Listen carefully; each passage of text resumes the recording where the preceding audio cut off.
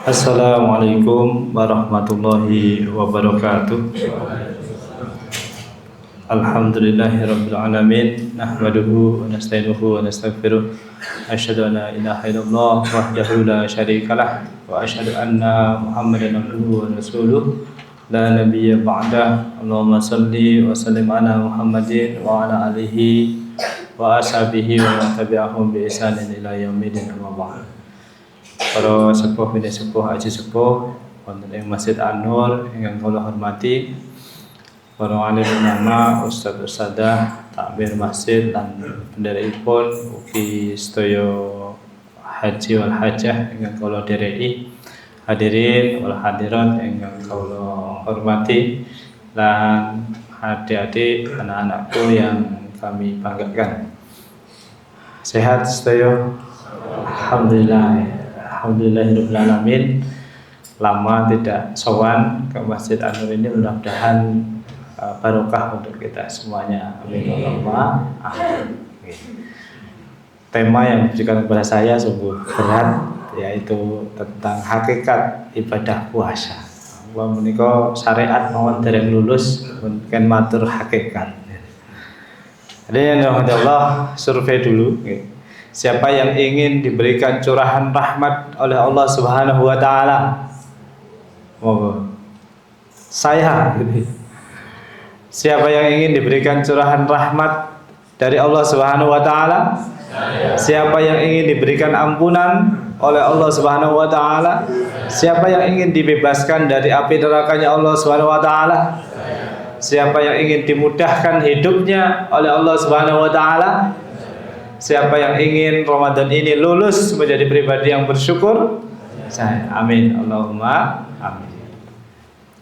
Hadirin yang dirahmati Allah, di antara ayat-ayat yang berkaitan dengan puasa yang tadi sudah saya bacakan di rakaat yang pertama, ada satu kalimat yang mudah-mudahan saya tidak salah cuplik, yang membicarakan tentang hakikat dari perintah ibadah puasa, yaitu pada intinya adalah dari semua rangkaian ibadah puasa itu, ya puasanya, ya sedekahnya, ya takjilnya, ya zakatnya, ya tilawah membaca Al-Qur'annya, meraih Lailatul Qadarnya, pada intinya adalah bahwa Allah Subhanahu wa taala menghendaki kita ini dalam menjalani kehidupan itu mudah.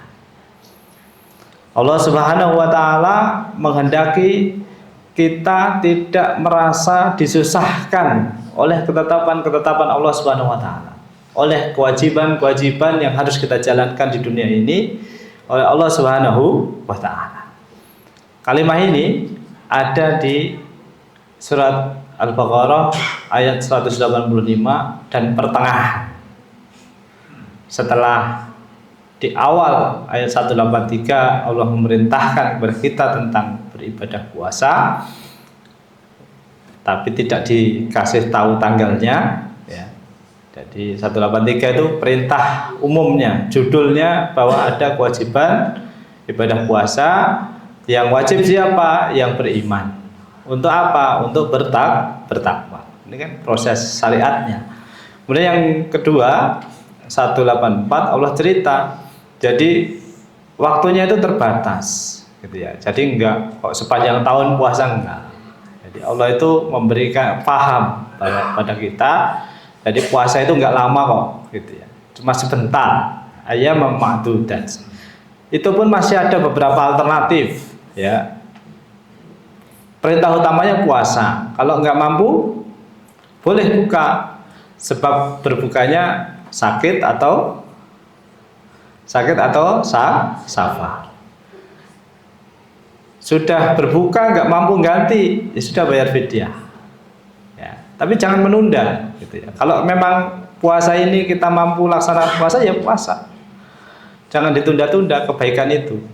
Artinya ini faktor sebenarnya klausul umum untuk semua kebaikan, tapi karena konteksnya puasa, maka kita membatasi pengertian ini dengan puasa yang sedang dibahas di ayat sebelumnya. Dan Allah memberikan suatu pengantar menuju ke akhir dari ayat ini, wa antasumu khairul lakum. Jadi puasa itu bagaimanapun dia tetap lebih baik dilaksanakan di bulan Ramadan. Kenapa? Karena ya lebih mudah, lebih ringan karena bersama-sama. Kalau kita puasanya di luar bulan Ramadan berat, ya. Karena yang lain nggak puasa, kita berjuang puasa sendirian. Hadirin yang dirahmati Allah. Kemudian gambarannya itulah orang-orang yang beranjak meningkat, melakukan mobilitas ilmiah, ya. Dari tadinya dia awam, tidak ngerti apa-apa, setelah digembleng dengan puasa jadi tahu. Oh, ternyata memang kita ini lebih nikmat puasa di bulan Ramadan. Di bulan-bulan yang lain bagaimana? Ya diteruskan. Kenapa? Karena tadi ada ayyam ma'dudat, ya. Puasa itu waktunya sebentar, puasa wajibnya. Tetapi harapannya dengan waktu yang sebentar ini, itu akhlak yang terbentuk selama bulan Ramadan itu menjadi permanen dalam kehidupan kita. Jadi yang sabarnya, akhlak yang terbentuk nanti sabarnya, syukurnya, takut kepada Allahnya, kemudian senang sodakohnya, ya, pemurahnya, itu nanti setelah Ramadan tetap terbawa. Maka in kuntum ta'lamun, setelah tahu itu ya terus diamalkan. Jangan berhenti setelah Ramadan, oh tahu ternyata kalau puasa itu enak ya, puasa itu sehat ya. Kemudian kita pemurah itu nanti dikasih banyak rezeki yang banyak oleh Allah Subhanahu wa taala. Kemudian kalau kita pemurah itu hidup kita lapang dan seterusnya. Sudah tahu, kita sudah mengamalkan di bulan Ramadan, kemudian berhenti. Maka ayat 184 ini menjadi expired, enggak efektif kadaluarsa dalam kehidupan kita. Nah, harapannya Allah Subhanahu wa taala dikasih waktu sebentar, itu maksudnya sebentar latihannya. Tapi dalam kehidupan setelah Ramadan, akhlak yang dibentuk selama bulan Ramadan ini itu tetap kita jalankan pada bulan-bulan setelahnya. Hadirin yang dirahmati Allah. Nah, sebentar itu di mana? Di bulan Ramadan. Syahrul Ramadan alladzi unzila fihil Quran. Disinilah Allah Subhanahu wa taala memberikan penunjukan langsung kepada bulan Ramadan bahwa akar dari kemuliaannya adalah melekatkan diri dengan Al-Quran. Hudalin nasi wa bayyinatin minal huda wal furqan. Kenapa? Dalam waktu yang sebentar tadi ada hal yang sangat krusial, yang sangat urgen dalam kehidupan kita sebagai manusia, yaitu Al-Quran. Hadirin yang dirahmati Allah, Al-Quran itu nama yang lainnya selain Huda, selain Bayanat, Al-Bayan, selain Al-Furqan juga An-Nur, ya. Masjid ini An-Nur ya. Insyaallah. Jadi kita tidak membaca dengan istilah yang tiga dalam Al-Baqarah 185, tapi saya pakai istilah di masjid ini. Hadirin yang dirahmati Allah, disebut An-Nur itu artinya lampu atau cahaya. Tidak terbayangkan ketika harus ceramah seperti ini, kemudian sudah siap kameranya, sudah siap segala sesuatunya, mati listrik. Yang terjadi apa Bapak Ibu? Gelap gulita, ya. Kamera tidak bisa melihat dengan jelas, panjang semuanya juga kita tidak bisa berwajah dengan jelas. Yang terjadi adalah gelap. Contoh yang lain kalau di luar ruangan, ya. Ketika malam hari motor kita lampunya yang terang di depan atau yang di belakang, Pak? Di depan. Mobil kita juga demikian. Ketika kita melakukan perjalanan, jalan kaki, itu senter kita yang terang itu pasti kita dorongkan ke depan. Nah, maksudnya Allah Subhanahu wa taala juga begitu. Al-Qur'an itu jangan taruh di belakang, nanti kalau udah pensiun. Al-Qur'an itu jangan taruh di belakang. Ya, ini kan kerja Quran nanti aja kalau udah di masjid gitu ya. Tapi Al-Qur'an itu maksudnya An-Nur. Jadikan dia cahaya, penerangan dari kehidupan kita. Oke, jadi jadikan Al-Quran itu sebagai penerang kehidupan kita. Ya, namanya penerang, dia di fokus kegiatan kita atau dia di depan kegiatan kita sebagai penunjuk jalan. Maka siapapun yang menjadikan Al-Quran sebagai petunjuk hidupnya, siapapun yang menjadikan Al-Quran sebagai penerang kehidupannya, akan ditata oleh Allah kehidupannya sehingga dia bisa menjadi orang yang furqan. Yang furqan itu artinya orang yang mampu membedakan yang baik dan benar dan mampu melaksanakan yang benar, meninggalkan yang buruk. Dan itu namanya furqan. Artinya furqan itu karakter, bahasa agamanya akhlak gitu ya. Maka Ramadan dengan waktu yang terbatas tadi menjadi pondasi awal bagi pembentukan karakter furqan itu. Okay. Al-Quran saja itu agak kurang masuk dalam kehidupan kita kalau kita tidak dibantu piranti jasadiahnya, piranti jasmaninya. Apa itu piranti jasmaninya? Lapar, Pak. Ya.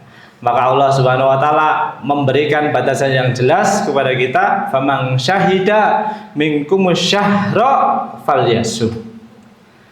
Maka kalau kamu melihat tanda-tanda awal bulan itu, maka berpuasalah. Nah, jadi sepakat dari sini kita ketemu bahwa perintah puasa itu yang terbatas itu adalah puasa di bulan Ramadan. Nah, kemudian disinilah hakikat yang ingin dikenalkan oleh Allah Subhanahu wa taala kepada kita, bahwa sesungguhnya semua ketetapan, semua kewajiban, semua pembebanan dari Allah Subhanahu wa taala pada akhirnya, pada hakikatnya adalah untuk memudahkan hidup kita. Bukan untuk maksud yang lain. Bahkan Allah menegaskan wala yuridu bikumul usr. Sekali-kali tidak ada maksud dari Allah Subhanahu wa taala untuk menyusahkan kamu. Ya. Jadi Allah menurunkan Al-Qur'an, Allah memerintahkan kita puasa, Allah menurunkan kepada kita perintah untuk sholat, untuk berbaik-baik dengan keluarga, untuk bersedekah dan seterusnya. Itu perintahnya, kalau kita terima, ridho, kita terima, kemudian kita laksanakan, justru akan membuat hidup kita jadi mudah. Aniki hadirin yang dirahmati Allah Subhanahu wa taala, tentang inti dari perintah Allah Subhanahu wa taala secara umum dan spesifiknya berkaitan dengan ibadah puasa. Intinya niku bahwa Allah niku kepengen kula panjenengan sedaya, kita semuanya itu hidupnya mudah fid dunya hatal akhirah. Nah, kalau kita sudah menyadari bahwa kita ini dengan semua perintah-perintah Allah itu hidupnya mudah, nanti kita akan merasakan sesuatu yang luar biasa. Apa itu? Keajaiban demi keajaiban. Apa nama keajaiban itu? Nikmat, ya. Kenapa? Karena nikmat itu akan terasa kalau kita bisa mengecilkan ego kita, Bapak Ibu. Dan yang besar adalah Allah Subhanahu wa taala. Coba direnungkan, nikmat itu akan bisa kita rasakan ketika kita bisa mengecilkan ego kita. Kita bisa mengecilkan keakuan kita dan membesarkan Allah Subhanahu wa taala. Jadi ending latihan kita dengan Quran, ending latihan hidup kita dengan puasa, itu pada intinya adalah untuk apa? Supaya Allah itu bisa tetap besar sebagaimana haknya Allah Subhanahu wa taala dalam kehidupan kita. Walitukmilul iddata walitukabbirullaha ala ma hadakum.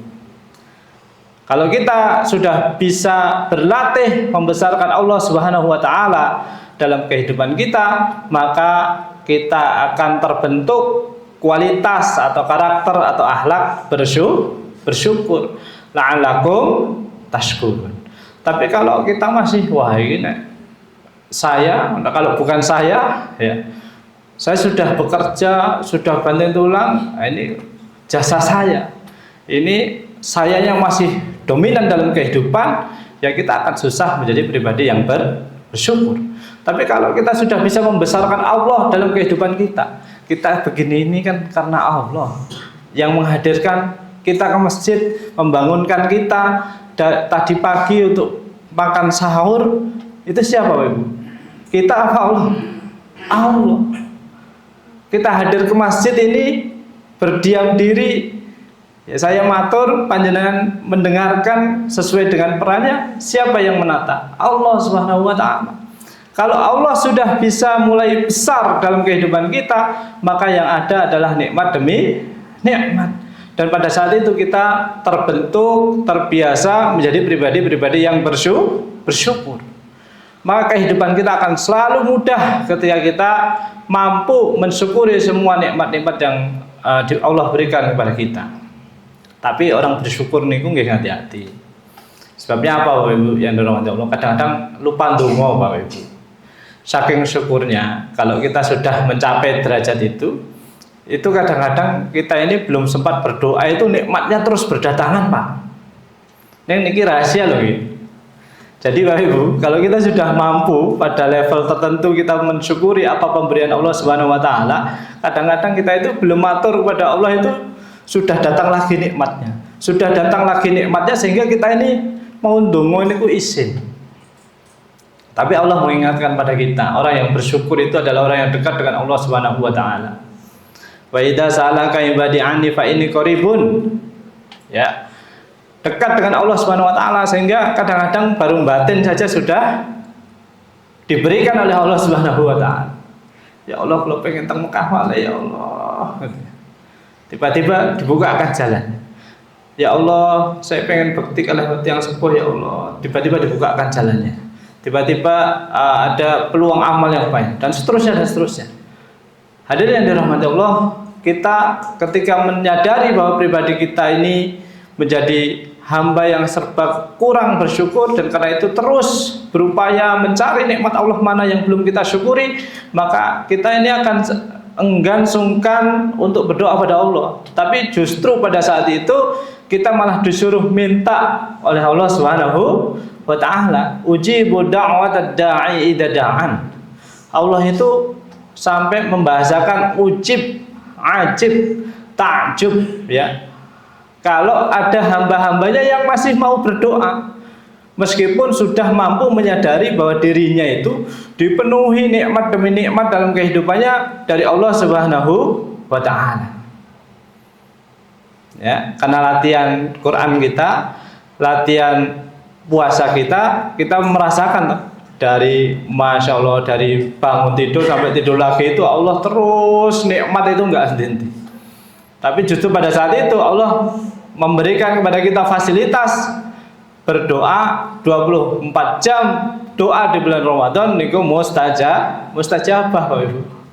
Ya, kenapa? Karena ya tadi orang yang sedang syukur-syukurnya itu dekat dengan Allah Subhanahu wa Ta'ala. Meskipun dalam hadis yang lain ya wonten sebab doa itu satu bujang pengen menikah, nggih. Mbok menawi wonten teng mriki yang rawuh, nah niku monggo itu doanya mustajab. Jadi doa bujang yang ingin menikah niku mustajab. Duda dan janda juga sama ya, statusnya membujang lagi ya. Jadi itu mustajab. Yang dua, orang yang punya hutang pengen melunasi, niku nggih mustajab. Kemudian yang ketiga, orang yang didolimi, niku nggih mustajab. Niku ada jalur untuk yang mau model ke sana. Tapi jalur puasa, jalur Quran itu jalur bersyukur. Hadirin yang dirahmati Allah, saya mau masuk. Jadi rangkaiannya untuk doa-doa kita supaya terus diijabah oleh Allah Subhanahu wa Ta'ala ada 3. Satu, ya kita berdoa dengan benar sesuai yang dituntunkan oleh Allah Subhanahu wa Ta'ala. Yang kedua, kita penuhi kewajiban-kewajiban supaya doa itu bisa diijabah. Ya. Intinya kita melangkah. Ya. Jadi kalau memenuhi kewajiban-kewajiban itu kita melangkah. Karena kalau kepantasan itu kan rahasianya Allah Subhanahu wa Ta'ala. Dan yang ketiga, Ini yang cukup berat bagi para pendoa, yaitu meyakini bahwa 100% Allah itu maha mengabulkan. Jadi baik ketika kita berdoa, baik ketika kita melangkah, baik ketika kita menunggu masa pengabulannya, keyakinan kita harus tetap sama 100%, tidak boleh berkurang bahwa Allah maha mengabulkan. Nah, kapan kita merosot keyakinannya? Ketika kita berujar, apa iya duit kok ngendi? Nah itu ya, sering ya kita berdoa, ya Allah niki mun wayahe dandan omah, tapi kemudian kita bikin duit kok ngendi? Iki apa iya iso gitu ya. Tabung sedikit demi sedikit, lama-lama kepakai juga gitu. Oke, Bapak Ibu ya. Pernah ngalami Bapak Ibu, nabung sedikit demi sedikit gitu, belum banyak malah kepakai gitu ya. Oke.